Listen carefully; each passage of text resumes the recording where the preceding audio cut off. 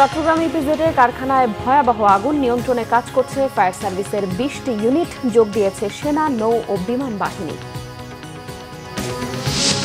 Note of ডিসেন্টগুলো July সনদে লিপিবদ্ধ হলে অবশ্যই সনদে সই করবে বিএনপি, জানিয়েছেন মির্জা ফখরুল। কাল পর্যন্ত অপেক্ষার পরামর্শ। অনিশ্চয়তার মধ্যেই জুলাই সনদ স্বাক্ষর অনুষ্ঠানের প্রস্তুতি সম্পন্ন। 3 শর্ত না মানলে সই করবে না এনসিপি। ঐক্যমত্য কমিশনের উদ্যোগে অনৈক্যের শঙ্কা বিশ্লেষকদের। 2 দশকের মধ্যে এইচএসসিতে সর্বনিম্ন ফল, ন্যায্য নম্বর দিয়ে সততা দেখিয়েছে সরকার। রেজাল্টের এই বিপর্যয় অস্বস্তিকর, মন্তব্য শিক্ষা উপদেষ্টার। দিন শেষে ছাত্রদল ও শিবিরের পাল্টাপাল্টি অভিযোগের মধ্যে রাষ্ট্র নির্বাচনের ভোট গ্রহণ শেষ। গণনা শেষ হতে 15 ঘণ্টা লাগতে পারে, জানিয়েছে কর্তৃপক্ষ। দেখছিলেন ক্রাউন সিমেন্ট, সহজ শিরোনাম, এবারে বিস্তারিত। আগুনে পুড়েছে চট্টগ্রাম রপ্তানি প্রক্রিয়াকরণ অঞ্চল সিইপিজেডের 2টি কারখানা। ভয়াবহ এই আগুন নিয়ন্ত্রণে কাজ করছে বিমান ও নৌবাহিনী সহ ফায়ার সার্ভিসের 20টি ইউনিট। এ পর্যন্ত কোনো শ্রমিক হতাহতের খবর পাওয়া যায়নি। মিরাজ হোসেন গাজীর পাঠানো তথ্যতে দেখুন আহমেদ সরওয়ারের রিপোর্ট। ক্যামেরায় ছিলেন জহুরুল হক জনি।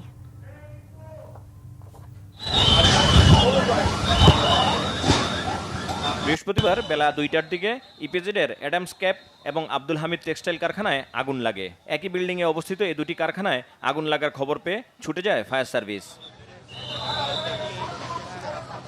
17টি ইউনিটের কাজে আগুন নিয়ন্ত্রণে না আসায় যোগ দেয় নৌবাহিনী ও বিমান বাহিনী।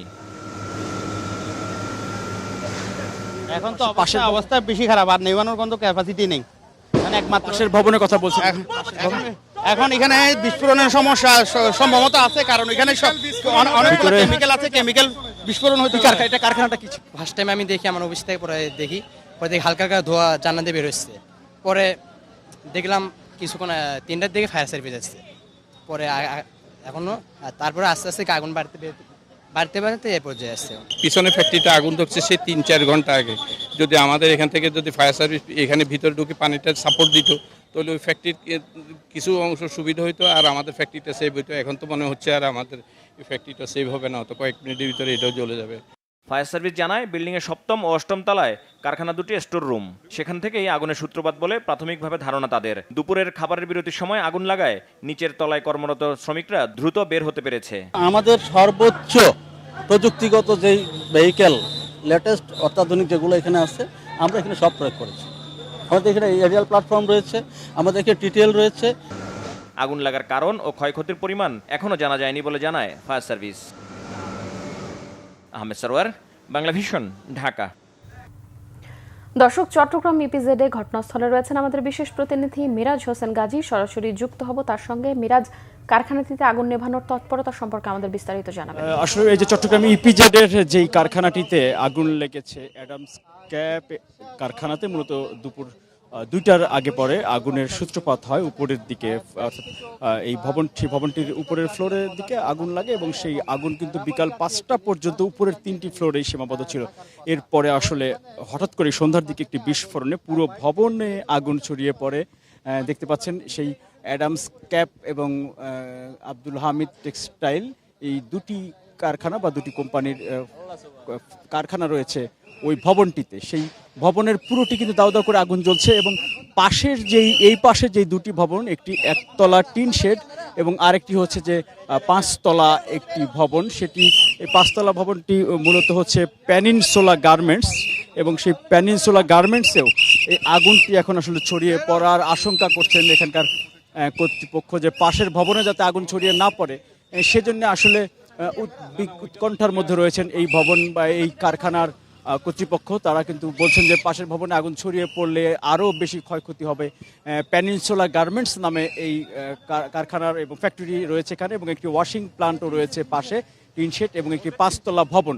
এই 2টি ভবনে আগুন আসলে যেন ছড়িয়ে না পড়ে সে ব্যাপারে কর্তৃপক্ষ তারা আসলে চেষ্টা করছেন যে ফায়ার সার্ভিসের সহযোগিতা নেওয়ার জন্য, কিন্তু আসলে ফায়ার সার্ভিসের পর্যাপ্ত পানির যোগান আসলে নেই, যাতে করে তারা যে পানি দেবেন এখানে এই ভবনগুলো নিয়ন্ত্রণের জন্য, আগুন নিয়ন্ত্রণের জন্য বা আগুন যাতে আশপাশে ছড়িয়ে না পড়ে সেই দিকে আসলে সেই চেষ্টা করছে, কিন্তু আসলে পানি যোগান না থাকার কারণে তাদের সাধ্যমতো চেষ্টা করতে পারছেন বলে সেটি মনে হচ্ছে না, বা কাঙ্ক্ষিত যেই কার্যক্রম তারা পরিচালনা করতে চাচ্ছিলেন সেটি তারা পারছেন না।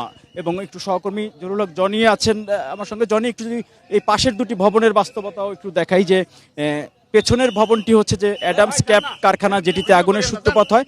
পাশের দুটি ভবন হচ্ছে পেনিনসুলা গার্মেন্টস, এবং এটির একটি ওয়াশিং প্লান্টও রয়েছে। এই গার্মেন্টসে যদি আগুন ছড়িয়ে পড়ে সেই বিষয়ে আসলে উদ্বিগ্ন রয়েছেন কর্তৃপক্ষ, যাতে করে এই পাশের ভবনটিতে অগ্নিকাণ্ডের কোনো এখানে ছড়িয়ে না পড়ে পাশের পেনিনসুলা গার্মেন্টসে, সেটি তারা আসলে চাচ্ছেন। এবং ফায়ার সার্ভিস কর্তৃপক্ষের দৃষ্টি আকর্ষণ করছেন বা নজরে আনার জন্য যে এখানে আগুন নিয়ন্ত্রণের জন্য কোনো ব্যবস্থা নেওয়া হয় সেটি তারা চাচ্ছেন। তবে ফায়ার সার্ভিসের পক্ষ থেকে বলা হয়েছে যে আগুন নিয়ন্ত্রণের জন্য তাদের যে পানির যোগান দরকার, যে পর্যাপ্ত পরিমাণে পানি দরকার, সেই পানির ব্যবস্থা আসলে সেটি তারা পাচ্ছেন না, এটি ফায়ার সার্ভিসের পক্ষ থেকে জানানো হয়েছে। ফায়ার সার্ভিস, নৌবাহিনী, সেনাবাহিনী সহ র্যাব, পুলিশ সদস্যরাও এখানে দায়িত্ব পালন করছেন, এবং ফায়ার সার্ভিসের কর্মীরা তারা চেষ্টা করে যাচ্ছেন সেই দুপুরের পর থেকেই আগুন নিয়ন্ত্রণের জন্য। তবে এখন পর্যন্ত আগুন আসলে নিয়ন্ত্রণে তো আসেনি, বরঞ্চ পুরো ভবনটি এখন আসলে দাও দাও করে জ্বলছে, এবং পাশের ভবনেও আগুন ছড়িয়ে পড়ার আশঙ্কা তারা করছেন।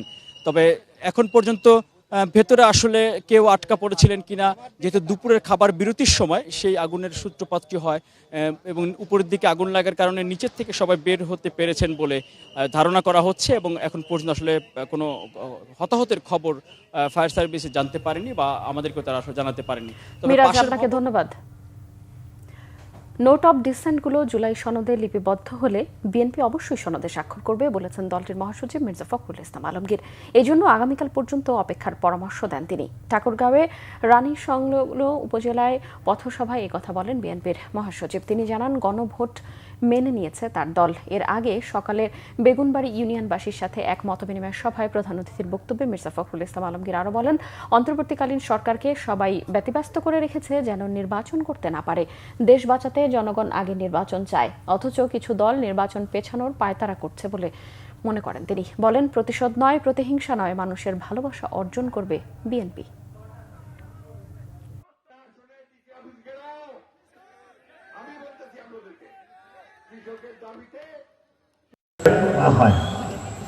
আমরা কিন্তু সেই কথা বলিনি।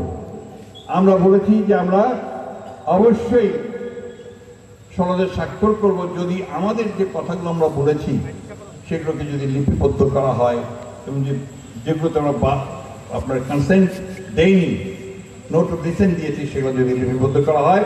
এবং আমরা গণভোট মেনে নিয়েছি যে নির্বাচন দিনেই গণভোট হবে। সুতরাং আমরা এখন পর্যন্ত অত্যন্ত ইতিবাচক ভূমিকা পালন করেছি। আপনার আগামী দিনে আপনারা জানতে পারবেন যে বিএনপি স্বাক্ষর করবে কিনা। এত অস্থির হবেন না, একটু অপেক্ষা করেন, একটু টেনশন থাকা ভালো। জুলাই আন্দোলনে অবদান রাখা সকল রাজনৈতিক দলের অংশগ্রহণের অনিশ্চয়তা নিয়েই সব ধরনের প্রস্তুতি সম্পন্ন হয়েছে জুলাই সনদ স্বাক্ষর অনুষ্ঠানের। এদিকে আদেশ জারি সহ 3টি শর্ত না মানলে জাতীয় নাগরিক পার্টি জুলাই সনদে স্বাক্ষর করবে না বলে জানিয়েছে দলটির আহ্বায়ক নাহিদ ইসলাম। প্রত্যাশা পূরণ না হওয়ায় জুলাই সনদে স্বাক্ষর করা থেকে বিরত থাকার সিদ্ধান্ত নিয়েছে সিপিবি। রাজনৈতিক বিশ্লেষকরা বলছেন, সরকারের সঠিক সিদ্ধান্তের অভাবে জাতীয় ঐক্যমত্য কমিশনের উদ্যোগে ঐক্য নয় বরং আরো অনৈক্য তৈরি হওয়ার শঙ্কা তৈরি হয়েছে। মুহিবুল্লাহ মুহিবের রিপোর্টে বিস্তারিত। জুলাই সনদের বাস্তবায়ন প্রক্রিয়া নিয়ে মতভিন্নতা নিয়ে অনুষ্ঠিত হতে যাচ্ছে জুলাই সনদ স্বাক্ষর অনুষ্ঠান। এরই মধ্যে জাতীয় সংসদের দক্ষিণ প্লাজায় সম্পন্ন হয়েছে সব ধরনের প্রস্তুতি। শুক্রবার জুলাই বিপ্লবের পক্ষে থাকা সকল রাজনৈতিক দল, ছাত্র প্রতিনিধি, সুশীল সমাজের প্রতিনিধি ও সমাজের সর্বস্তরের মানুষের উপস্থিতিতে অনুষ্ঠিত হবে বহুল কাঙ্ক্ষিত এই অনুষ্ঠান।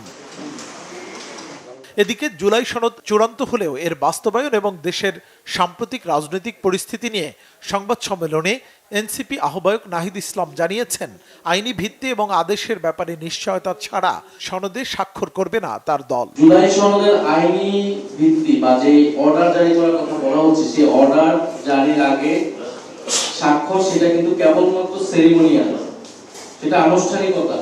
আমরা ওই আইনি ভিত্তি ছাড়া এবং অর্ডারের ব্যাপারে নিশ্চয়তা ছাড়া আমরা যদি সনদে স্বাক্ষর করি সেটা মূল্যহীন হবে, এবং পরবর্তীতে সরকার অর্ডার আসলে কিসের প্রেক্ষিতে দিবে, কোন কি টেক্সট থাকবে সেই নিশ্চয়তা আমরা পাচ্ছি।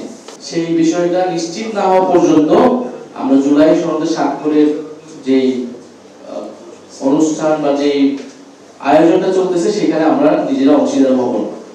বাস্তবায়নের পদ্ধতি সনদে সুস্পষ্ট উল্লেখ না থাকা এবং কয়েকটি দলের উপর অন্তর্বর্তী সরকারের অধিক নির্ভরতার পাশাপাশি মুক্তিযুদ্ধের ভিন্ন বয়ান তৈরিতে একমত নয় বাংলাদেশের কমিউনিস্ট পার্টি সিপিবি।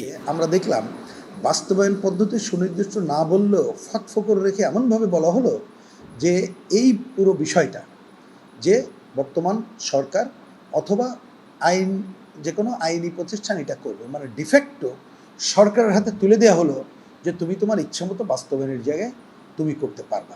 আমরা জুলাই মাসে যখন চূড়ান্ত বয়কট করে চলে আসলাম তখন আমরা কিন্তু আমাদের পজিশন জানিয়ে এসেছি, মিডিয়াতেও জানিয়েছি।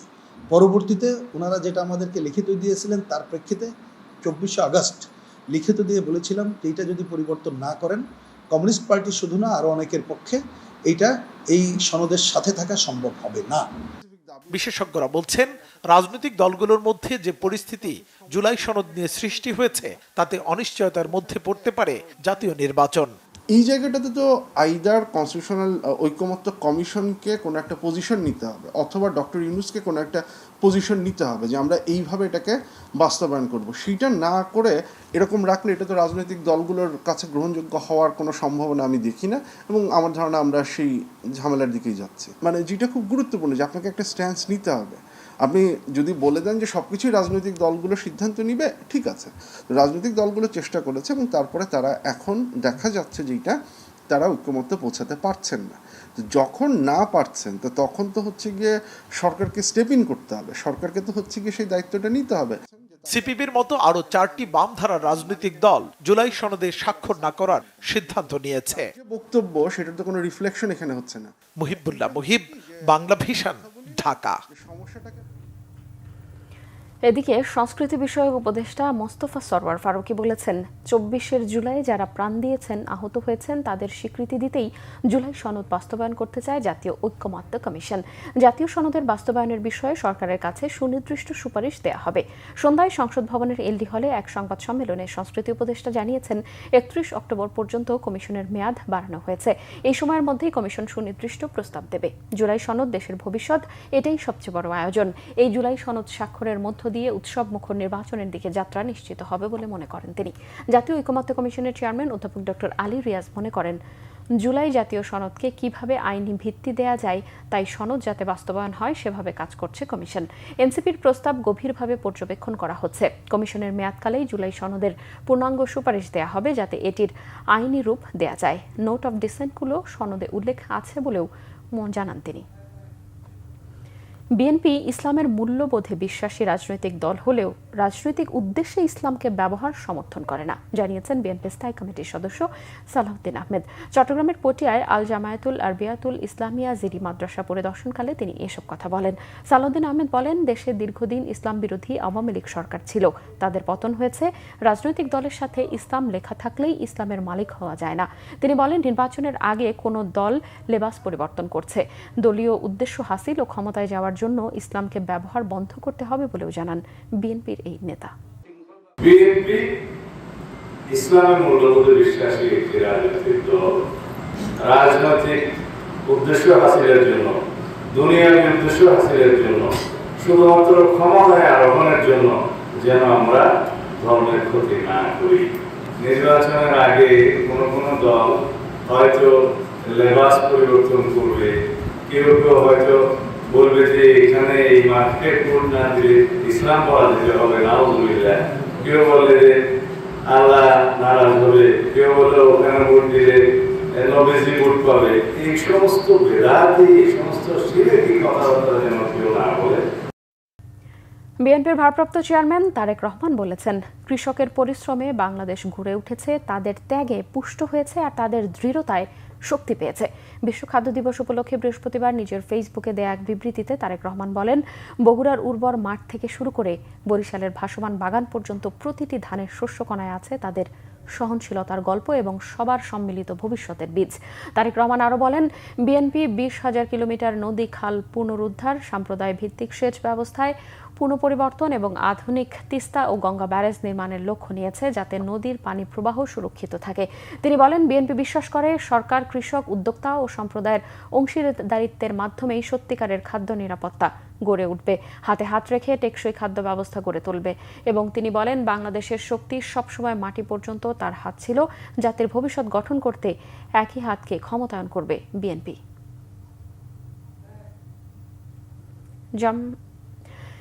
জামায়াতে ইসলামের আমির ডক্টর শফিকুর রহমানের সাথে সৌজন্য সাক্ষাৎ করেছেন বাংলাদেশে নিযুক্ত কানাডার হাইকমিশনার অজিত সিং।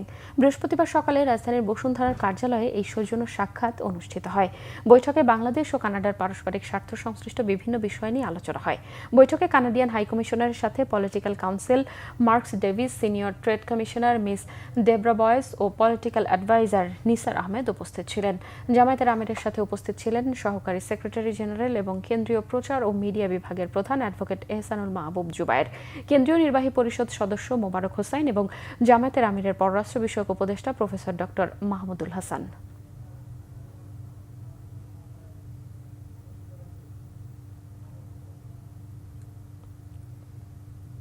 প্রশ্ন পদ্ধতিতে পরিবর্তন আসায় এবছর পাশের হার কম হয়েছে বলে মনে করেন সাধারণ শিক্ষার্থী ও অভিভাবকেরা।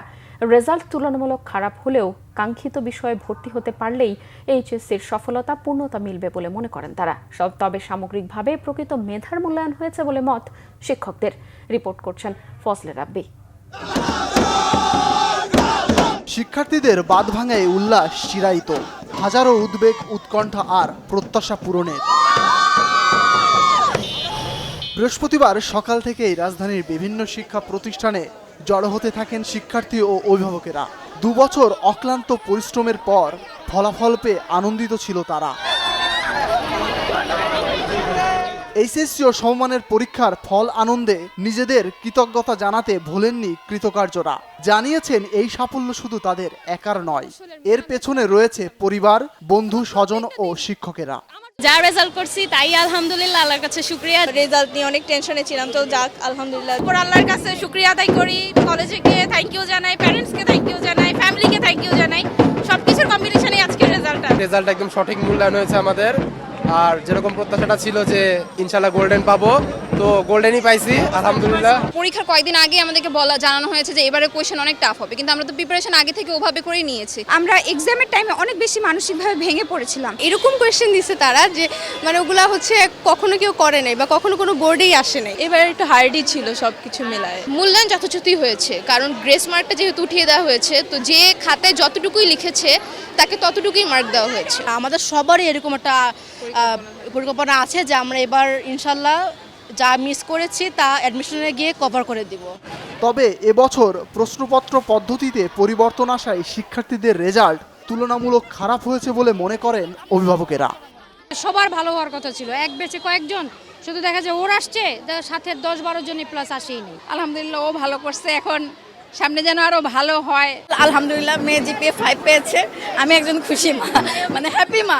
লাস্ট যে পরীক্ষাগুলো হয়েছে এটা প্রশ্নের প্যাটার্নটা একটু ইজি ছিল, হ্যাঁ, মানে গতানুগতিক প্রশ্ন ছিল।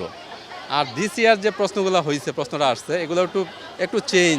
প্রশ্নের ধরন ও খাতা দেখার ধরনের পরিবর্তনের কারণে পাশের হার কম হলেও সামগ্রিকভাবে প্রকৃত মেধার মূল্যায়ন হয়েছে বলে মত শিক্ষকদের।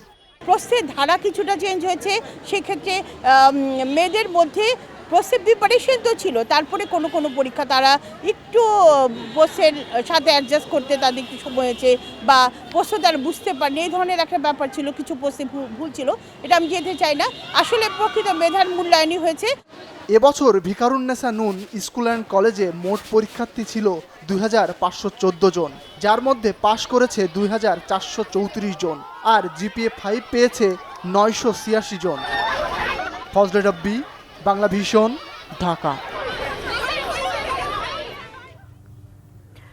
দিনভর উৎসবমুখর পরিবেশে শিক্ষার্থীদের অংশগ্রহণ ও বিকেলে ছাত্রদল ও শিবিরের পাল্টাপাল্টি অভিযোগের মধ্য দিয়ে শেষ হলো রাকসু নির্বাচনের ভোট গ্রহণ। প্রায় 29,000 শিক্ষার্থীর মধ্যে ভোট দিয়েছে 69.83%। বিকেল 5টার মধ্যে ভোট গণনা শুরুর কথা থাকলেও সময় মতো তা শুরু করতে পারেনি প্রশাসন। কর্তৃপক্ষ জানিয়েছে ভোট গণনা শেষ হতে 15 ঘন্টার মতো সময় লাগতে পারে। রিপোর্ট করছেন নাবিল জাহাঙ্গীর, ক্যামেরায় ছিলেন এম সেলিম। বৃহস্পতিবার নির্ধারিত সময় সকাল ৯টায় শুরু হয় রাকসু নির্বাচনের ভোট গ্রহণ। লাইনে দাঁড়িয়ে সুশৃঙ্খলভাবে ভোট দেন রাজশাহী বিশ্ববিদ্যালয়ের শিক্ষার্থীরা। ৩৫ বছর পর অনুষ্ঠিত নির্বাচনে ভোট দিতে পেরে উচ্ছ্বসিত শিক্ষার্থীরা। তবে ভোটারদের হাতে লাগানো অমোচনীয় কালি স্থায়ী না হওয়ায় ক্ষোভ প্রকাশ করেন কেউ কেউ। খুবই ভালো লাগছে আর এটা হচ্ছে আমাদের প্রথম ভোট, সো আশা করি যোগ্য প্রার্থী নির্বাচিত হবে। প্রথমবারের মতো রাকসুতে ভোট দিতে পারছি, এটা আরো বেশি আনন্দের বিষয়। রাকসুর মাধ্যমে আমাদের যোগ্য প্রতিনিধি আমরা খুঁজে পাবো, এটাই আমাদের প্রত্যাশা। জি, আমরা তো ভাবছিলাম যে অমোচনীয় কালিটাই দেওয়া হবে, কিন্তু এখানে উঠে যাচ্ছে, তো এটা প্রশাসনের দেখা উচিত ছিল। বিকালে সংবাদ সম্মেলন করে পরস্পরের বিরুদ্ধে অনিয়মের অভিযোগ তোলে ছাত্র শিবির ও ছাত্রদল। ইসলামী ছাত্র শিবিরের সাবেক অনেক নেতা আছে, রাজশাহী বিশ্ববিদ্যালয়ের কেন্দ্রীয় অনেক নেতা আছে, ইভেন যাদের নামে অনেক বড় বড় ফৌজদারি মামলা আছে, তারা প্রকাশ্যে তারা মোটরসাইকেলে ঘুরছে, তারা কার নিয়ে ঘুরছে। আর তাদেরকে তো বিশ্ববিদ্যালয় প্রশাসন কেউ কোনো বাধাগ্রস্ত করতেছে না। আমাদের কেউ একজনও তাদের প্রবেশাধিকার দেওয়ার বাইরে আমাদের ছাত্র দলের একজন নেতাকর্মীও এখানে প্রবেশ করতে পারে না। এমনকি অনেকে এমফিলের স্টুডেন্ট আছেন, তাদেরকে ঢুকতে দেওয়া হয় না, তারা বিশ্ববিদ্যালয়ের শিক্ষার্থী। সার্বিকভাবে মোটা দাগে পুরো পরিস্থিতি আলহামদুলিল্লাহ ভালো মনে হচ্ছে। আমরা আশা করি এই নির্বাচন কমিশন সুষ্ঠু ও নিরপেক্ষ নির্বাচনের ব্যাপারে যথেষ্ট ভূমিকা রাখবে ইনশাল্লাহ। আর জয়ের ব্যাপারে আশাবাদী তো সবাই থাকে, আমরাও আশাবাদী। প্রশাসন বলছে সুষ্ঠু নির্বাচন আয়োজনে কোনো ত্রুটি হয়নি। আমাদের যেই সিস্টেমে ভোট গ্রহণ চলছে তাতে কালি হচ্ছে একাধিক ভোট আটকানোর অনেকগুলো পন্থার মধ্যে একটা। বাকি পন্থাগুলো এমনভাবে সেট করা আছে যে কালি নিয়ে, যেমন আমি একটু দিয়েছিলাম, ঘষাঘষি করেছি, খুব হালকা দিয়েছিলাম, যে বোঝা যাচ্ছে কিন্তু একটু ফেড হয়ে গেছে, এটা সত্য আর কি।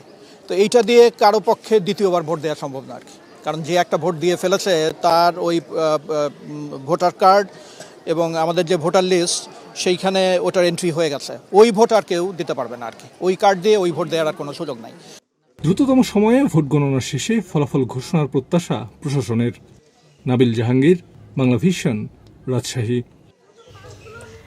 দর্শক, রাকসু নির্বাচনের খবর রাখছেন আমাদের রাজশাহী বিশ্ববিদ্যালয়ে রয়েছেন আমাদের সহকর্মী নাবিল জাহাঙ্গীর। সরাসরি চলে যাচ্ছে সেখানে। নাবিল, ভোট গণনার সর্বশেষ খবর জানান। অপেক্ষা করছি ভোট গ্রহণ শেষে, আমরা অপেক্ষা করছি কখন গণনা শুরু হবে। এখন এই মুহূর্তে কিন্তু আমার পেছনে ভোট গণনার যে কার্যক্রম সেটি শুরু হয়ে গেছে এবং একটি হলের যে ব্যালট সেটি বের করে সেটি গোছাচ্ছেন কর্মকর্তারা এবং সেটি তারপরে মেশিনে তোলা হবে কিছুক্ষণের মধ্যে।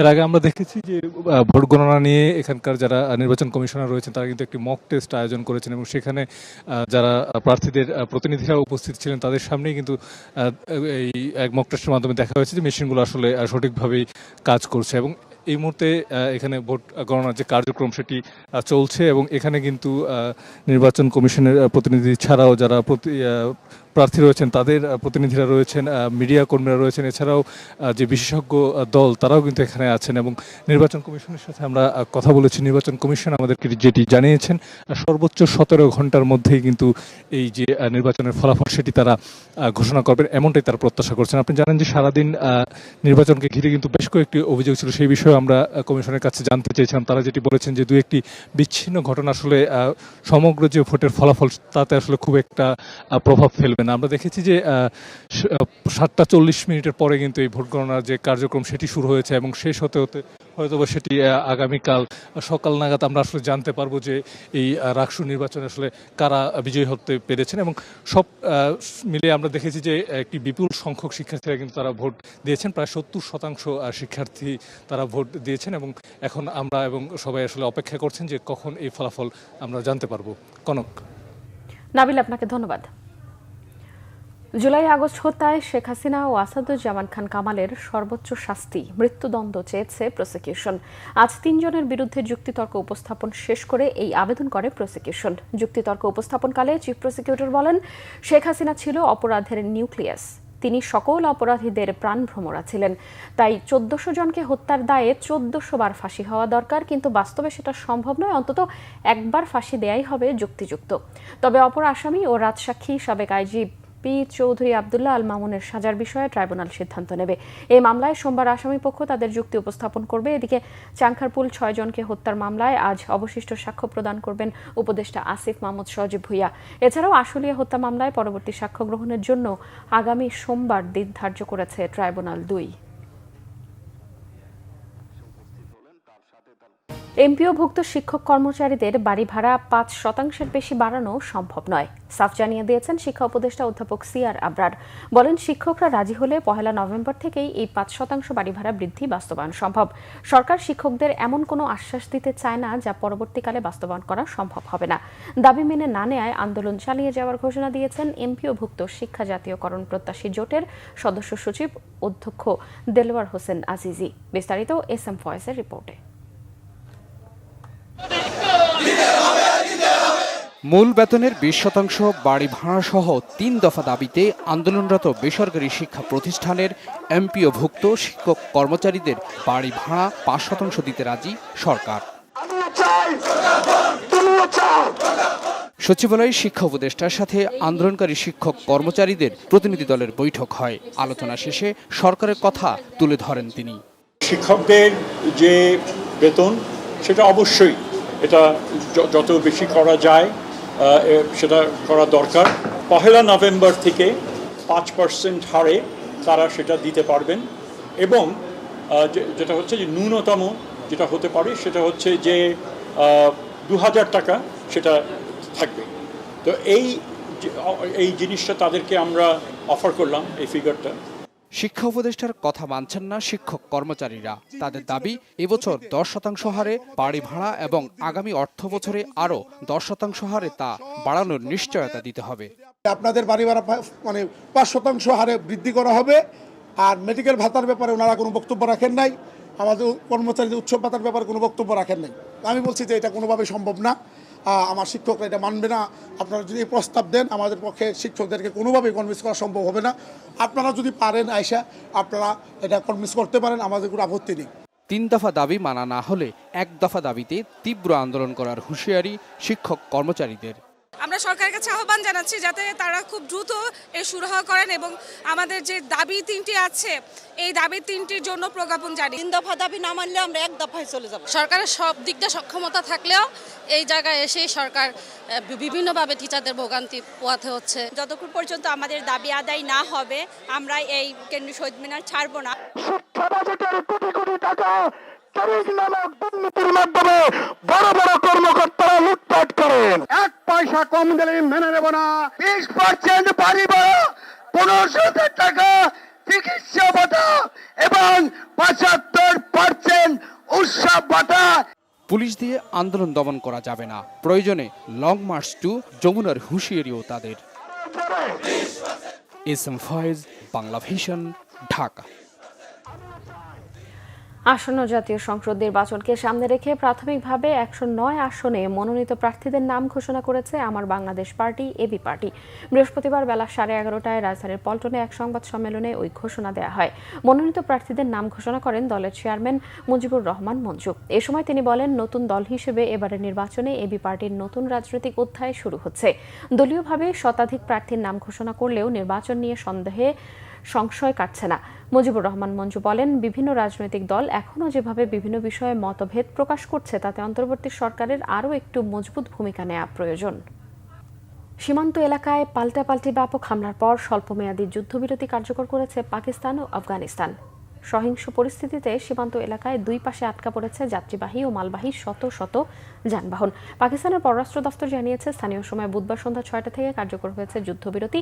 48 ঘণ্টা এই যুদ্ধবিরতি শেষ হবে শুক্রবার সন্ধ্যায়। ব্যাপক হামলায় প্রাণহানি। 5ম দিন বুধবার নতুন করে সংঘর্ষে জড়ায় পাকিস্তান ও আফগানিস্তানের সরকারি বাহিনী। এতে নিরস্ত্র মানুষ সহ অন্তত 20 জন নিহত আর শতাধিক আহত হয়েছে বলে জানিয়েছে তালেবান কর্তৃপক্ষ। হামলার ভিডিও প্রকাশ করেছে পাকিস্তানের আন্তঃবাহিনী জনসংযোগ পরিদপ্তর ISPR।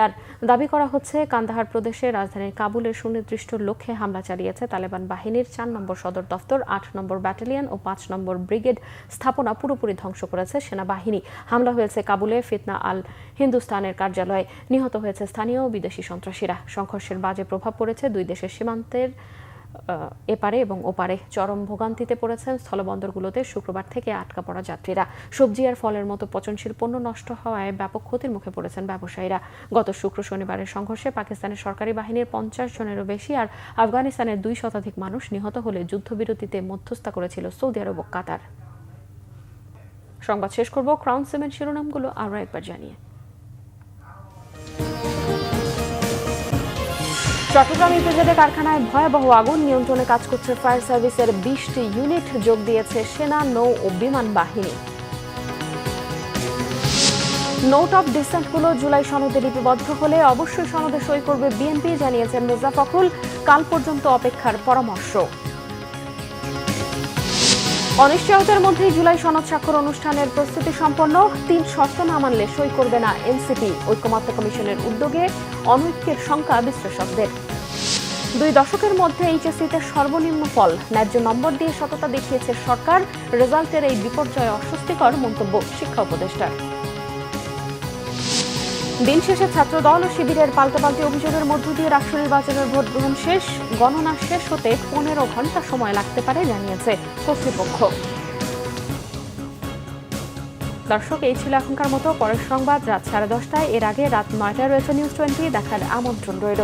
এছাড়াও বাংলাদেশের সংবাদ ও সংবাদ সংশ্লিষ্ট অনুষ্ঠান দেখতে ভিজিট করুন www.bbnews24.com ও facebook.com/bangladeshnewse এবং সাবস্ক্রাইব করুন youtube.com/bangladeshnewse। এতক্ষণ সঙ্গে থাকায় ধন্যবাদ সবাইকে।